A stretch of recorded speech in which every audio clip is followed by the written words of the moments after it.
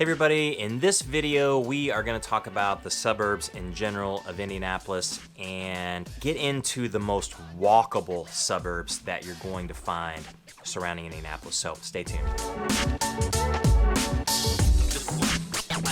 Hey everybody, I'm Jason Compton with the Compton Home Group. Welcome back to the channel. If it's your first time to the channel and you want to know everything there is to know about living in Indianapolis or any of the surrounding suburbs, then make sure you hit the subscribe button. Also tap that little bell so you're notified every time we do a new video, each and every week. Now we get texts and calls and emails from people all over the country and all over the Indy Metro with questions about just Indianapolis in general, all of the suburbs as well. So if you have any questions at all about any of those areas, then don't hesitate to reach out any way that you know how. We'll always have your back with those questions, and we'll certainly have your back whenever it comes to the time when you make your move to Indianapolis or within the Indy Metro. So in this video, we're gonna get into really the most walkable suburbs that you can find in the Indianapolis area. We're gonna go through 5 suburbs that surround Indianapolis. Now, most of the time, a suburb is a place that has not a great reputation for walkability.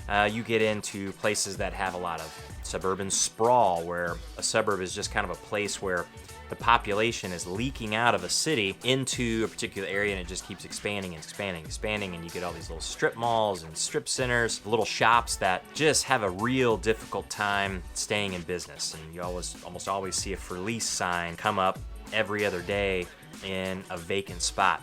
So suburbs sometimes have a bad reputation for that. But I will say that around Indianapolis, with all of the suburbs that surround it, and there are a tremendous number, there are a good number of them that have that particular negative vibe about a suburb in mind, and they're trying to fight that. So they're trying to provide or rejuvenate a cultural hub or a city center, or even a town center if it's not an actual city, for entertainment, for community, and just a good heart to the place that is essentially a suburb of a much bigger city.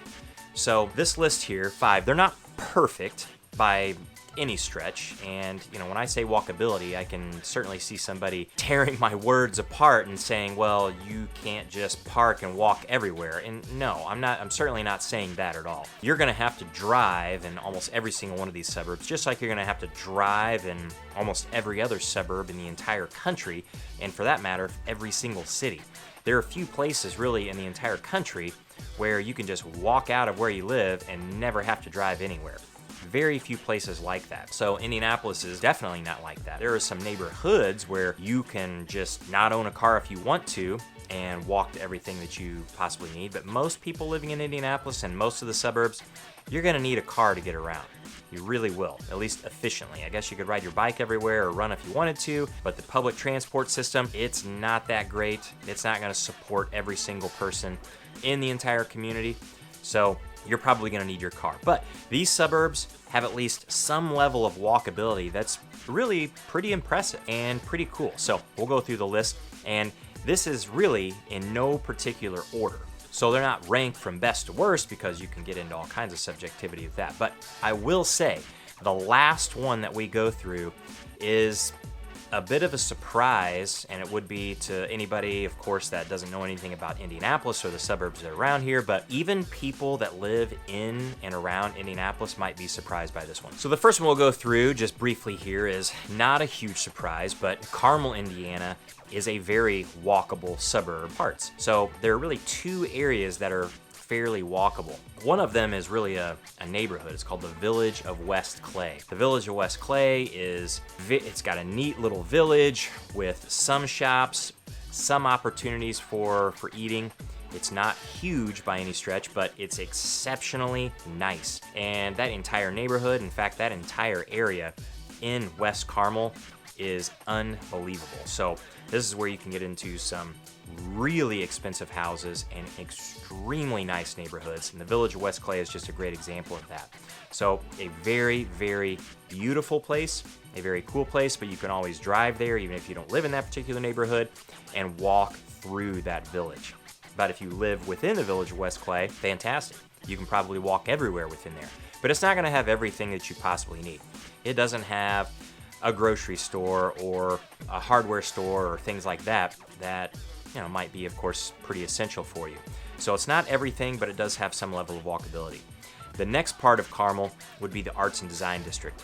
Now, the Arts and Design District is really, that's for everybody in Carmel and also the whole surrounding area of Indianapolis, Westfield, Fishers, Noblesville, wherever it is that you live. You can come to the Arts and Design Center, not the Arts and Design Center, but the Arts and Design District, and have as much fun as you possibly want. Now, it's very large, and it's actually really easy to park. So for the most part, when you compare it to a lot of other places. But once you're parked there at the Arts and Design District, you can walk anywhere within it pretty easily. Plus the Monon Trail goes north and south right through it. So even if you don't live right there off the Arts and Design District, which you actually can, or you can live within it, there's a lot of opportunities to actually do that. Not cheaply, unless you're in a townhome somewhere in there, then it's a lot less expensive. But in a single family detached home, there are some around it. But if you live to the north or to the south, as long as you're close to the Monon Trail, then you've got an opportunity to walk to it and get into the Arts and Design District. There's so much to do and so many restaurants and so many cool places to go in the Arts and Design District. It's kind of the premier cultural hub that you're gonna find anywhere outside of Indianapolis. Very, very walkable. The next one is Fishers. So Fishers is on the heels of Carmel in the fact that it's about the same size, and Fishers has done a lot over the past, especially 5 years, in developing its downtown area. So the downtown area proper, really the hub of that would be the amphitheater there in Fishers. In the Nickel Plate District is what it's actually called in that downtown area. That is an exceptionally cool place. So they've got a huge summer concert series where it's multiple nights during the week in the summer where they have concerts out there, and they're all free. They have several thousand people that show up to those concerts most nights of the week during the summer when they have them. And it's exceptionally family friendly. And amazingly, it's not that difficult to park. They have parking garages now. They have parking garages under construction to even accommodate the further growth that they're going through in that particular area. And family friendly galore. I mean, you can definitely bring your kids down there and feel safe and just have a great time. There aren't a huge number of restaurants in that particular area, unfortunately, and that's kind of one of the big complaints. So there's some, but more is needed. So they have the Fishers District, the yard at Fishers District, which is kind of taking care of that, which has a huge number of restaurants and has a high level of walkability as well. So you can park in one place, and then you've got access to a number of bars and restaurants. But the problem is that the yard at Fishers District and over in the downtown proper, the Nickel Plate District in Fishers, they're walkable. You can walk from one to the other, but they're kind of far apart, honestly. They're within walking distance, but you're not gonna do it on a nasty weather day. You just won't. And then you're also gonna have to contend with traffic. You're gonna have to cross I-69 on 116th Street, so that is a major intersection and a major place where people get on and off I-69. It's not the most attractive place for pedestrians of any kind. I've been through there, I don't even know how many times. I would say thousands, that might be accurate, but I don't know. But a lot, a heck of a lot through there, and I'll occasionally see somebody walking or riding a bike, but it's pretty rare just because the traffic is really heavy through there. So that's a disadvantage, but it at least has those two areas that are exceptionally walkable. Once you've driven to it, parked, or if you live right in that area, you could ride your bike and walk over to it. There's some opportunities, of course, to do that, especially in the downtown area, the Nickel Plate District in Fishers. Opportunities for that for sure, but pretty walkable spots. The next suburb that is really pretty walkable would be ZIONSVILLE. So again, not the entire suburb. I wouldn't say that at all. In fact, a lot of ZIONSVILLE is a little bit difficult to get around just because they don't have a lot of just straight roads going from one side to the other. But the downtown area of ZIONSVILLE is exceptionally walkable. So you can park your car and you've got a really pretty large number of restaurants to choose from. And the thing about the downtown area of ZIONSVILLE is that they've got a lot of really unique shops, antique shops, and boutiques. So a lot of unique things happening right down there, and the whole feel of the downtown Zionsville area is very unique. The street is still, it has bricks rather than concrete or asphalt, so it gives it an exceptionally warm feel. And Lions Park is right there attached to the downtown area of Zionsville, which is a really large park. It's a little under 20 acres or so, with baseball fields and playground, and obviously just a lot of things to do for families. And then you've got that whole downtown area with all the shops and the restaurants attached to it. So almost all through the entire year, you'll always see people walking all around the downtown Zionsville area, and especially when that weather is fantastic. It's pretty crowded most of the time. But again, it's another place that it's just not that difficult to find a parking spot through there. And then once you do, you can hit everything on foot. So that's really cool. The next pretty walkable suburb on our list would be Noblesville, Indiana, up on the northeast side, so a little bit east of Westfield and just north of Fishers. Noblesville it's just a cool place, a cool suburb, and sometimes it's overshadowed, quite unfortunately, by Carmel and Fishers. But it's reasonably large, it's over 60,000 people, it has a lot to offer, and its downtown area is one of those. It's the only one out of those suburbs on the north side that is an old style downtown square. So it has the old courthouse right in the center, and then you have the square going around it. And around that square, you've got some of the most unique shops and restaurants that you're gonna find in the entire area. So you can park very easily on the square for the most part, unless it's just exceptionally crowded, or a street or a parking lot somewhere really nearby. And then once you've parked, you can walk to anything that it has to offer. But about the only thing that you actually can't walk to would be their amphitheater. That's a little far down to the west, and that's actually relatively new, and it's about the only spot that they had room to build it, but they've got an exceptionally cool amphitheater, outdoor amphitheater there as well. It's not quite as to the level that Fishers Amphitheater in the Nickel Plate District is. I mean, that one is unbelievable, but this one here is really nice too.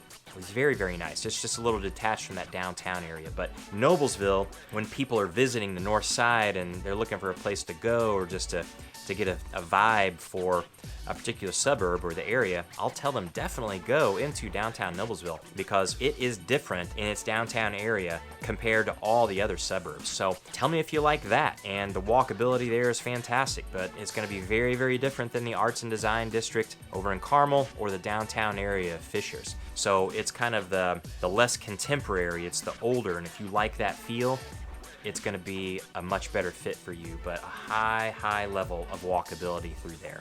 Now, the last one on the list here, and I said, of course, these aren't in order from worst to best or best to worst, anything like that. It's just going through some that have a really high level of walkability. But Plainfield, Indiana, also has a high level of walkability. Now, Plainfield, it's not the biggest suburb. In fact, it's pretty close to the size of Zionsville, so it's a little bit on the smaller side, although Plainfield's a little over 30,000 people, so slightly larger. It has a historic downtown area as well, and it actually has some pretty big plans over the next 5 to 10 years or so for redevelopment and improvements in what's already a pretty cool historic downtown area. Now, it's not large, not huge, but what I really love about Plainfield and just that area is that it has a high walkability, or at least the ability to walk to a lot of places pretty far outside of that downtown area. Plainfield's trail system is one of the best.